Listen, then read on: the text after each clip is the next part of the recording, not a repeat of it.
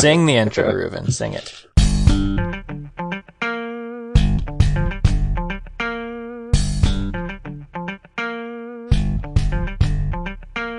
Hosting and bandwidth provided by the Blue Box Group. Check them out at bluebox.net. Bandwidth for this segment is provided by CacheFly, the world's fastest CDN. Deliver your content fast with CacheFly. Visit CACHEFLY.com to learn more. Hey, welcome to the Freelancers Show. This is episode 106. I'm Eric Davis. On our panel today, we have Curtis. Hello. Reuven. Hello there. And then we have a special guest, Stephan Kämper. Hello. So, Stephan, why don't you go ahead and introduce yourself, tell us a little bit about what you do, that sort of thing, so we can kind of get an idea. Yeah, sure. As you already said, my name is Stephan. I studied physics, worked as an oceanographer for something like 5 years, and I'm now a tester for 12 years now. And at the end of next month, I'll complete the 10 years of being self-employed. When I realized that, when Mandy invited me to the show, I was kind of shocked that I only waited, 2, maybe 3 years after leaving university until I started being self-employed. And I'm still occasionally pretty surprised by that. Anyway, my business is testing mostly large-ish software or large software systems. And my most used languages in alphabetical order are English, German, and Ruby. So I assume when you say testing, you're talking about automated testing, correct? Yes. I started testing for a company that produced object-oriented database systems for C++ and Java systems. And there was nothing but automated tests. I think it's like 10,000 pretty different test cases over and over. But I also did manual testing for smaller apps like iPhone apps, Mac desktop clients for various, mostly social network things. But the real thing is, and the one thing that I'm really into is testing large systems. Currently it's a German e-commerce system, which runs on a total of several hundred machines. So there's manual testing involved. Okay, so is it just testing, or is it kind of like the whole QA process that you do? For my current project, in fact, I am responsible for going live about 2 times a day. That's what we target. We don't actually make it every day. But yeah, I essentially do the releases to the live system. Of course, there's a process behind that. There's running all the automated tests, running some manual testing, checking the occasional, checking the layout, which you can't really do very well with automated tests, because that's a web application, a web shop. And you want, apart from working well, you also want it to look nice, right? Right. That's where the manual testing comes in, to do with the whole thing of user experience rather than only UI. I think I saw that on Twitter the other day. The difference between UI and UX is explained with a bicycle, and you see the wheels are on it, the gears, the cogs, everything, and that's just the UI. But the happy person riding the bicycle is user experience, and that's something you just can't properly test in an automated way, I believe. Yeah. Or in my case, the UX is me not able to turn the bicycle and crashed into the wall, but that's a different story. I like it requires a video. But it's also an experience, right? Oh yeah, that's one thing it is. So I get this question because a lot of stuff I do is development, but I do test-driven development. So, the bulk of that includes unit tests, automated tests, and kind of working my way up to like acceptance testing. One kind of concern I get from my clients a lot is, why am I spending time testing? Because they're in a way paying me to write code, or that's what they're thinking. Why am I writing tests which aren't actually code that runs? I mean, what do you say to a client that kind of thinks that or has that concern? First of all, I think it's a valid and good question, and it really depends on how the client is involved in the whole development process. Because if he doesn't have some way of testing what you deliver, who will, right? Right. probably no one if you don't do it. Actually, that's one question that I have. How do you test your own stuff? I mean, is it tested by your clients or customers as well? Or do you hire a tester to do it for you? Or do you just depend on, I mean, just in air quotes, depend on the testing that you do, which, as you said, is test-driven? Yeah. I mean, with this client, basically when I'd release something, I'd tell them like I tested stuff. They would go in and manually test it. And then I kind of explained to them that, they did the manual testing because they're also looking for, like you said, the layout and kind of how things fit together. And I told them like, well, now that you've gone through and tested that and I have automated tests covering that case and other cases, you now don't have to do that layout testing and all that stuff every time. You can only test kind of the new functionality, or if there's bugs that were fixed, you only have to test those differences instead of the entire system as a whole, every week we released. Mm-hmm. Yeah. Yeah, I've got a client now where we're winding down an upgrade of a large project from Rails 2 to Rails 3, and the CEO of the company said, so, now that you're done, we'll have our testers work on it. And I said, really? Like, what are your testers going to be doing? And it's not a huge amount of test coverage on the software, but it's a fair amount. He said, I'll send you our QA manual. And it's literally 40 pages of, go to this page, click here. Do you see this? Go to the page, another page, click here. Do you see that? I was thinking to myself, I don't think he quite understands the advantage of automated testing here, because we could take easily 2/3 of this book, if not more, and make it automated, and then it would always work, and then we wouldn't need to waste everyone's time waiting for these testers to do their thing. Yeah, and I personally, I'm sad to hear that. A mixture between sad and mildly upset, because that's, for anyone, for any human being, I think that's too boring to do that, the 10th time or even the 3rd time. Maybe it's just me, but I consider that to be terribly boring and totally automatable, and it should be automated, in my opinion, so that testers or developers or layouters or designers can actually test the thing that you can't really automate well, like explore how the whole thing works for a client that should and wants to use it. If it's a shop, just, a customer wants to buy stuff.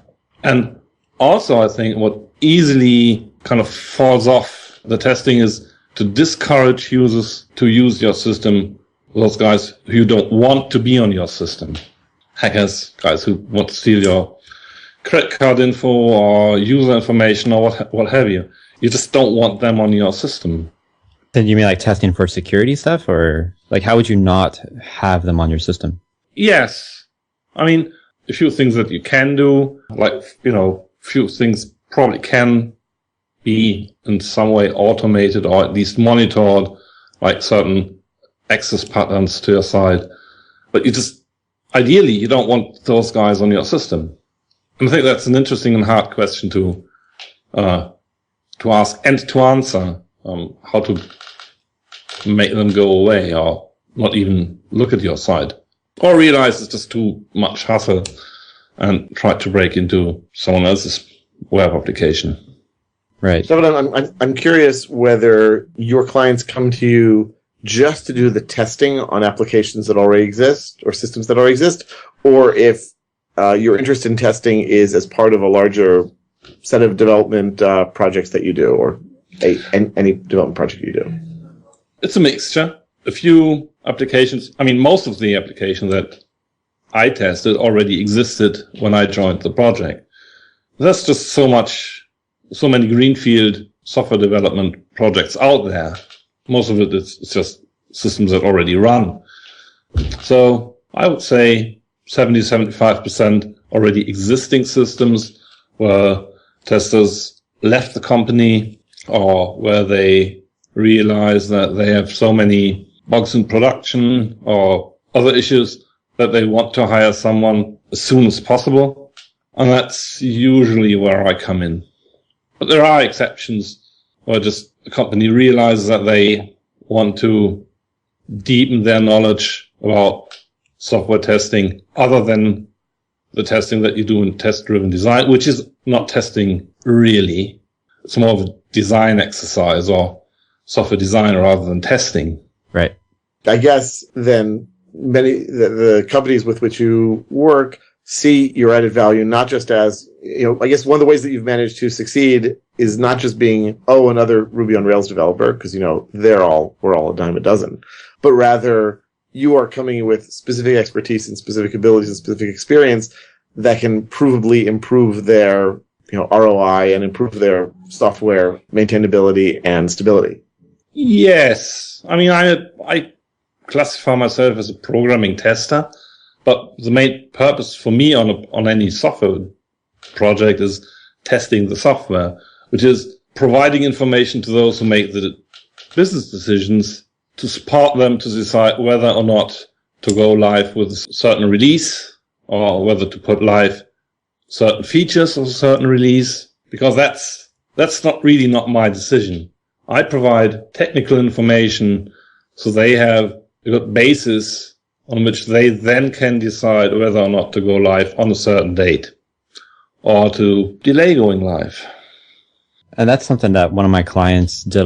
Basically, they had a whole third-party testing team. I don't remember how many people were on it, but they verified like the high-level details. And the other big thing they were the people who would basically let a release go out the door. If the testing team said, no, this isn't ready, or there's a critical bug, they could hold back a release. And they were also they were like the gatekeepers of the release process. Yeah, I see that. And there certainly is a point to that. But I don't feel that testers should be in that position. I've seen a few releases that I thought, didn't find any problems. Performance was great, scalability was great, and still there might have been one reason or other that I didn't know or that I wasn't aware of that was so important to not go live with something, and still that decision was made.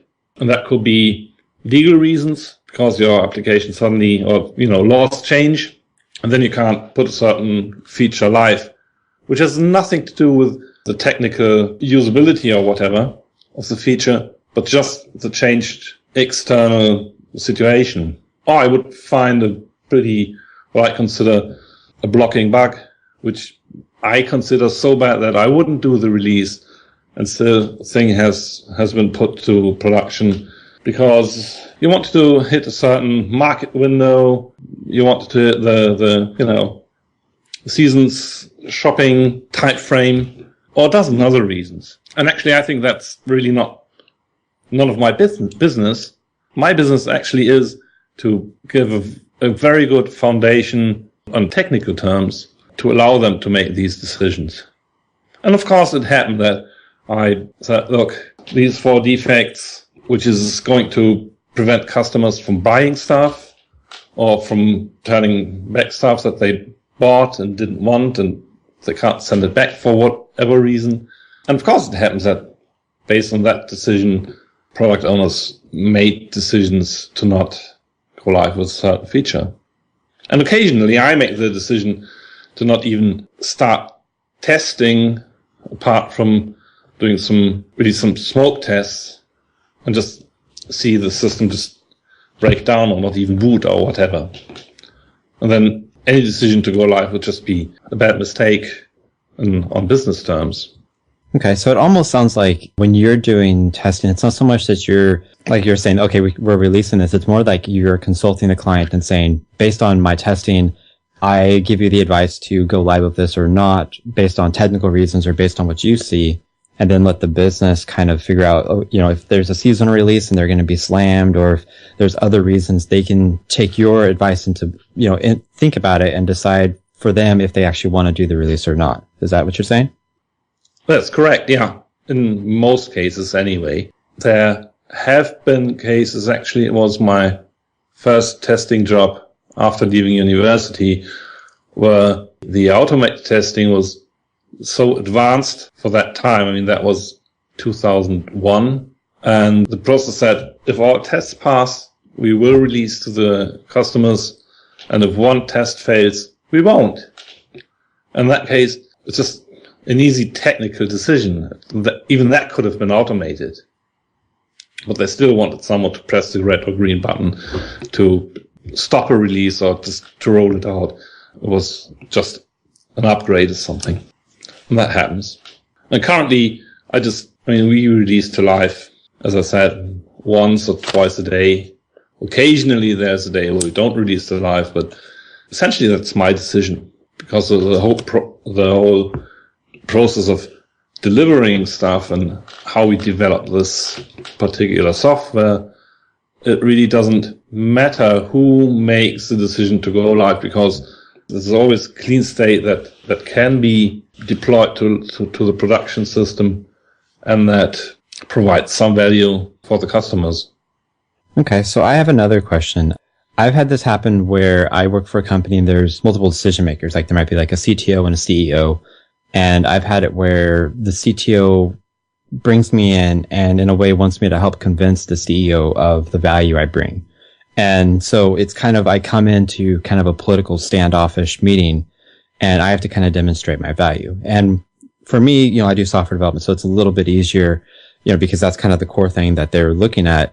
Have you ever ran into that kind of experience where you have to kind of convince the company that I'm going to provide you value? There's, documented cases of me providing value for other companies. And how do you actually convince the clients that what you're going to do has value? Especially if, like I said, one side of the company kind of sees you have value and the other side doesn't.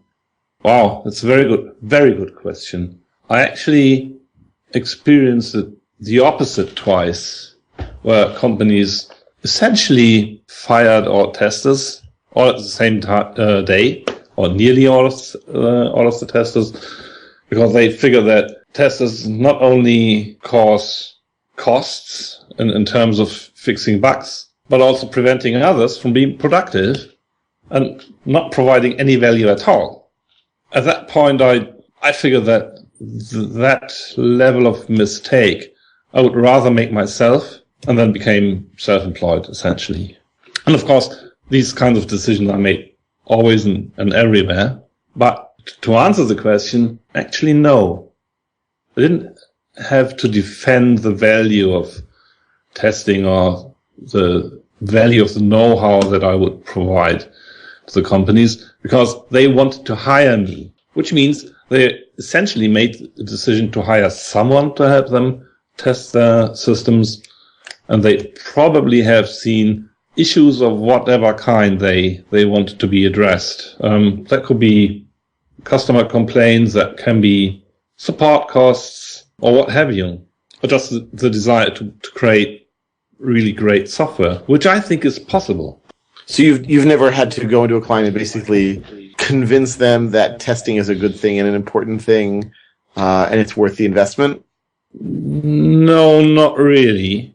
I have to say that one contract was first extended for another quarter at one point, and then the client decided that I was too expensive and canceled the contract 5 or 10 days after extending it, which I didn't find funny, but hey, it's their decision, and I'm self-employed because I think I can handle that, and it's their decision. I think it's sad. It was a great product. It was a great company, other than that sad end of the contract. And that happens, and that's my business risk. And I'm fine with that decision. When you say that you work with companies, that want to make great software, and so they're interested in testing it and making it more robust, are these typically high-tech companies, large companies, small companies, or have you found that they're all over the map? Yeah, I think that's a great term. I find they are all, in fact, all over the map. And actually, I got the impression that kind of start-up companies or very high-tech companies may tend to not find testings that valuable because they want to create stuff for their customers, for their clients, that it needs to be finished as fast as possible. And even today, people still think that testing just slows things down. And it may in the beginning, but of course my opinion is that it's well worth it. In fact, in one conference where I gave a presentation about system testing years ago, at the end of my talk, someone asked, how can we ever start to test our stuff when our CEO explicitly forbids that? And I'm afraid I had no good answer to that, other than saying, you do it at your own risk, the testing, but do it. I would do it anyway. I think that's part of being a professional software developer. Whether you are more of a programmer or a tester anyway, it doesn't really matter. You need to test your stuff. Right. And that's what I've kind of told my clients over the years is, they'll say like, well, can you like just not write all these automated tests or just not do as much testing and, save us some money? And I tell them that the only way that I can be as productive as I am is because I test stuff, because I don't want to come back in a week and have to spend 30 hours manually testing to make sure stuff didn't break. I'll spend a little bit of time up front. And with some of my clients, I told them it's not optional. If they want me not to test, then they're not my client anymore and I'll walk away. Yeah, correct. And I think you expect that from everybody. I mean, you want your medical doctor or, surgeon to wash their hands before they examine you or cut you open. That's just good practice. And it's necessary to keep things clean and alive and going. And you want your car mechanic to test that when you replace the winter tires, you want them to make sure that the summer tires are tight and fast. To me, that's just the role of testing in software development in general. Just keeping things clean and knowing what the risks are. I'm curious to know how you find your clients or how your clients find you. Because I've generally had, maybe this is true for Eric too, I'm actually curious about it from Eric also, but in general, when I talk to my clients about testing, I would say at least half of them are almost violently opposed to it, seeing it as you guys described, a waste of time. Mm-hmm. Well, most of the times I get contacted through agencies, which I understand that none of you really like or appreciate. For me, it worked out pretty well so far. The occasional exception to that rule where I just a couple of years ago, after the end of a project, I tweeted, "Look, guys, I'm available for a new project. If you know anyone," and seconds later, got a response, "Would you mind working in this and that city for this and that company?" And I went, I studied there. Yes, sure I do. But most of the time, it's really bigger companies looking for a tester, not necessarily me in person, because they probably don't know me. And then they go to the agencies, and the agencies just know me well enough to know that they better not contact me for Java programming work or programming work in general, but just testing. I'd say most of my clients are okay. Like they'll accept the testing, especially after I tell them it's part of my process. What's more common is I'll have a client that say, yes, we recognize testing's good. We recognize that it's going to make the software better, but we haven't been doing it or we haven't had time to do it. And so it's kind of the thing of like, I come in and I actually have to backfill the tests and kind of get the testing stuff kind of up to par. It's like, brushing your teeth. You should brush your teeth and floss, but you don't do it all the time. And the dentist gets on you about it. Yeah, sad but true, but I can't add any more than that to it. It's just keeping things clean. I mean, I'm kind of surprised that I don't find it hard to sell testing to my customers or clients, but you do. I find that very funny in a way. When I was thinking about it, because you said you work with agencies, it could just be if you get work through agencies, maybe the agencies have, kind of sold the client on you and your testing skills and all that ahead of time, where I source most of my clients directly. So they're coming to me like either at the idea stage or very early on in the development where, they might have done a prototype just of something quick and rough, but they haven't actually fleshed it out. And so it might be like they don't have a process for testing.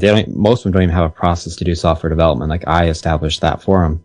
And so maybe that could be part of it is, maybe you're working with more mature companies or maybe they have more stuff fleshed out around them and they have already recognized testing and can actually like, yes, we're doing it. That's something we do.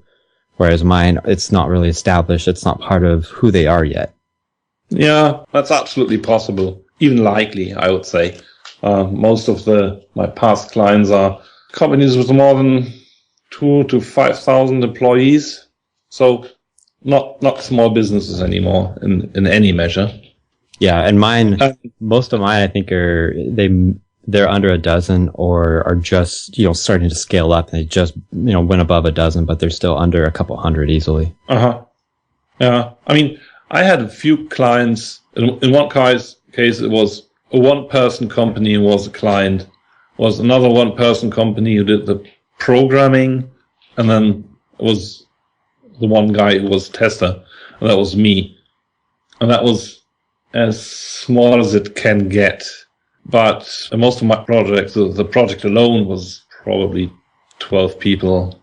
And then in many cases, that was just one smallish project in a large set of dozens, or in one or two cases, even hundreds of subsystems for anything that you could imagine. So that setting was a really large company with, tens of millions of customers. Yeah, I mean, when you're at the point where you have tens of millions of customers, it seems to me that you have both the money and the incentive, hugely so, to invest even large amounts of money on testing. Or I would think Absolutely, so, yes. Yeah. And still it's seen as more of a cost rather than an information service, or maybe a quality gate, which is a term that I don't fancy really, because I think I'm not the quality gate.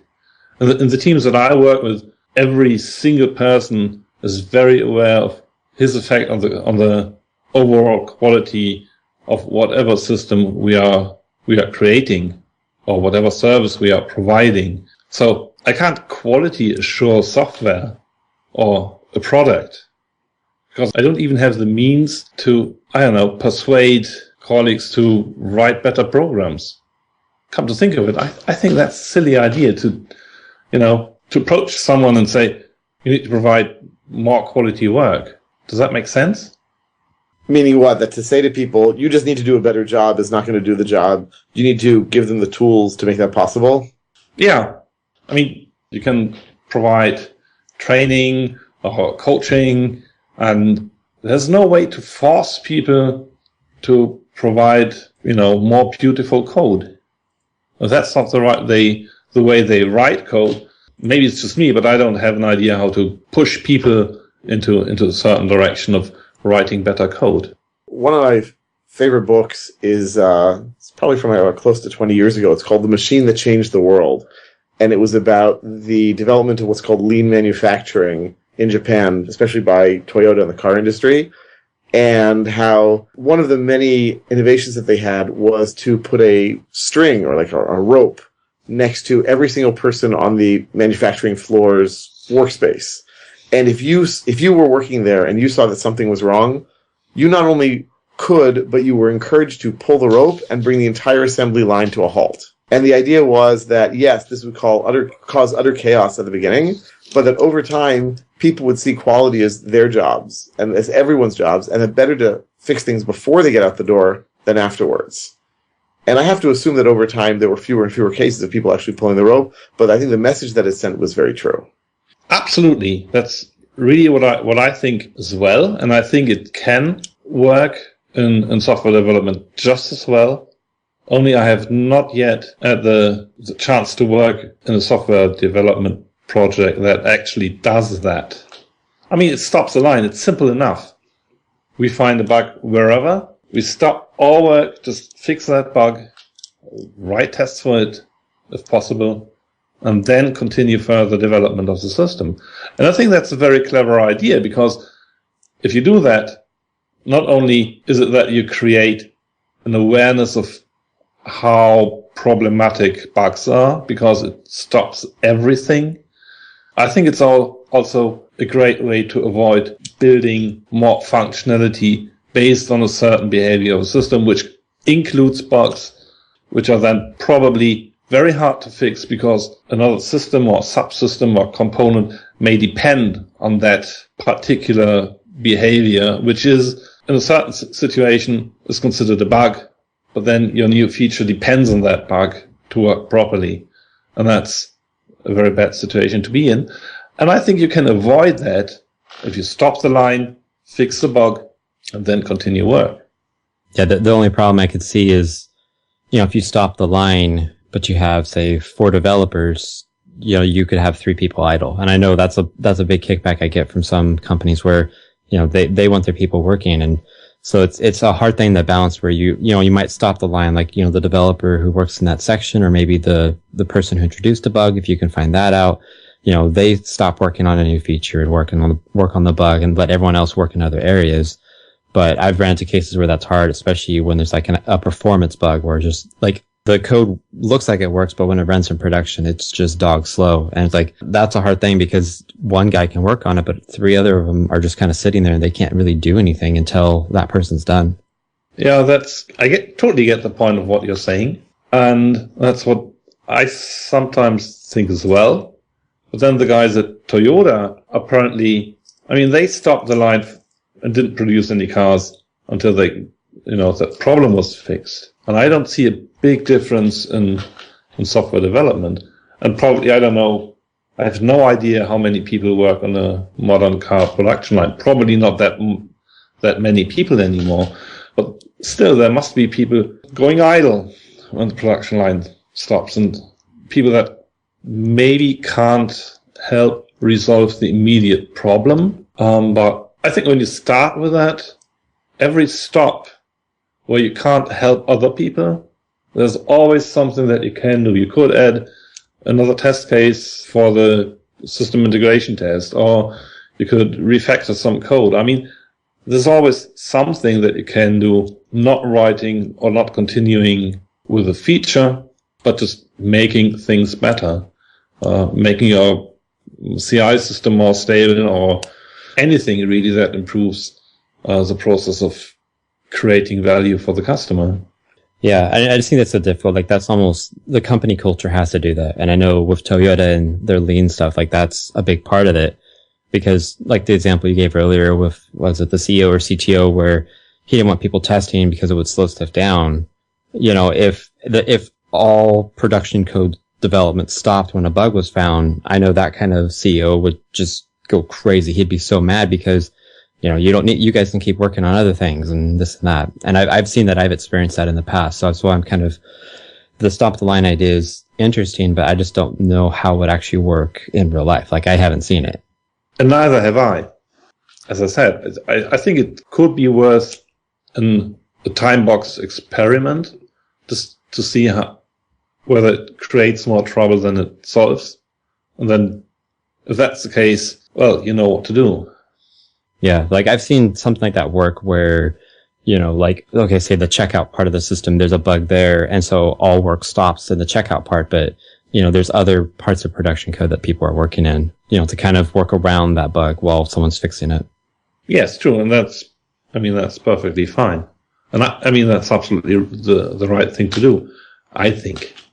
If someone were interested in, let me divide this question in 2 parts. If someone were interested in being a better tester in their own software development, or if someone were interested in maybe specializing in testing, what would you suggest that they do, if they're interested in freelancing and pursuing this as a career? There are a few good courses, and I thought after 5 or 6 years in testing, I thought, not that I know it all. This is always something that you can learn it. But then in the last year, I went to the Association for Software Testing's BBST courses, which is the abbreviation for black box software testing. And there are 3 courses on testing itself.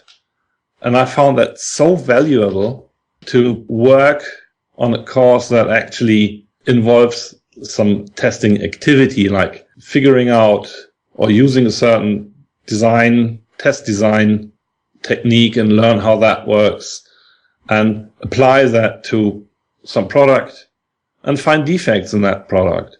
And I found that very, very helpful. And I think that could be, finding bugs and filing bug reports against open source software, for example, is a very good start for a junior tester or even a more or less seasoned tester to show your work, your main work product, which is for testers, for testers, the main product is a bug report.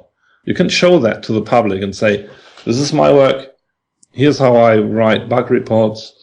and here's the defect I found in that open source system. You can look at it. And I find that to be a very nice idea because actually all of my customers have that fear of bug reports becoming public. And I think that's kind of understandable. But for me, that creates a problem that I can't really provide any visibility for my work. So that was one of the nice insights. And I can only recommend these courses. And in fact, I find them so great that I started acting as a volunteer instructor for these courses. And there's where I'd probably learn at least as much compared to actually taking the course as a student. Okay, so let's go ahead and get into the picks. Curtis, why don't you start? This week I picked up a new battery, actually for my phone, my iPhone and my iPad. My old iPhone had a Mophie Juice Pack Air case, which doesn't work with my new 5S. So I actually just got a Mophie Juice Pack Power Station Pro, which is one of the rugged rubberized drop it in water batteries, which will work for all of my new 5S. A few months ago, Eric got a new 5S. Yeah, so the battery will allow me to get a full iPad charge out of there and some extra for my phone when I'm out traveling, which is nice, and it's nice and small and fully rugged, so I don't have to worry about it, say, on my back when I'm biking. All right, Ruben? So I've got 2 picks for today, one of which is, I'm going to remind people of the book that I mentioned earlier, The Machine That Changed the World. Really, really, I don't know or particularly care that much about cars, but I found this, and didn't know much about auto manufacturing before I read this book, but I found it to be completely fascinating, and it changed my view of manufacturing, physical goods in general, and just of business in general. And the second thing is, I heard mentioned on Startups for the Rest of Us, this new Chrome plugin called Momentum Dash, the dashboard, that basically you tell it each day, or whenever you want, what's the thing that you want to be working on?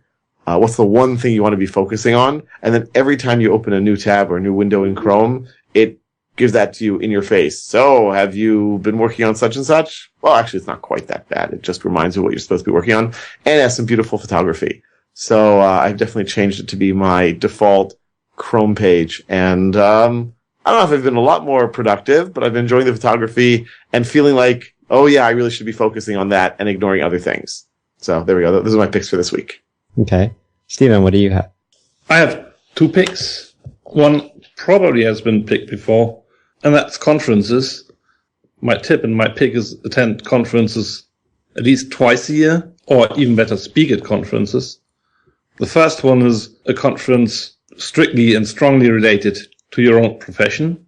I like the Agile Testing Days. For that, I mean, obviously it's a testing conference. And the other, choose something else. I most of the time choose a programmer-related conference. Could be the Euroco, the European Ruby Conference, or last year I went to the Barcelona Ruby Conference. And the idea behind that is that if you do that, you also deepen your knowledge in your focus field, but you also broaden or widen your knowledge in not so related fields. And I find that very, very important to keep up to date on all kinds of stuff. And I think that's very, very important. And the other pick is a Scottish, I would say, singer-songwriter, and that's Amy MacDonald. Okay. And then I have one pick today. Basically, it's winter in the U.S., and where I'm at, it's really hard to get fruits and stuff like that. So we have to get a lot of frozen fruit. And I've been making smoothies for a couple of years now, but I just happened across the recipe the other day. It's really simple. It's actually 1 orange, half a frozen banana, and then just a handful of berries. So I have frozen blueberries, but I think strawberries would work. And surprisingly, it's really good. And I thought like the orange would overpower it, but you can almost not taste the orange. But it's nice because, you throw it all in the blender, you have a smoothie, it's like 3 servings of fruit. And it's really good, and especially in wintertime when it's not around. I like having that. So that's my pick today, low cost smoothie. Okay, and so with that, that's the end of the show. Stephen, thanks for coming. Thanks for talking about testing. Hopefully I can use some of this to take to my clients to kind of, show them the value and actually see how important testing is. Yeah, thanks for having me. All right, take care, everyone. Bye-bye. Ciao. Take care. Bye-bye. Ciao.